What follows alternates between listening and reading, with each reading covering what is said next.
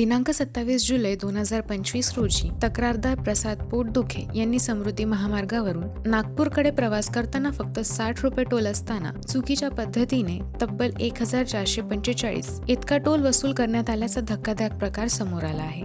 विशेष म्हणजे या व्यवहाराचा डेबिट संदेश त्यांना तब्बल 3 दिवसांनी म्हणजेच 30 जुलै 2025 रोजी प्राप्त झाला। यानंतर 11 ऑगस्ट 2025 रोजी प्रवास करताना टोल प्लाझावर त्यांना आपले खाते ब्लॅकलिस्टेड झाल्याचे लक्षात आले। चुकीच्या वसुलीमुळे त्यांच्या खात्यात निगेटिव्ह बॅलन्स दाखवत होता। चौकशी अंतर्गत कळाले की ही समस्या पूर्वी झालेल्या अतिरिक्त टोल डिडक्शनमुळे झाली आहे। प्रसाद पोटदुखे यांनी ताबडतोब तक्रार नोंदवली। त्यावेळी 15 दिवसात समस्या सोडवली जाईल असे आश्वासन देण्यात आले।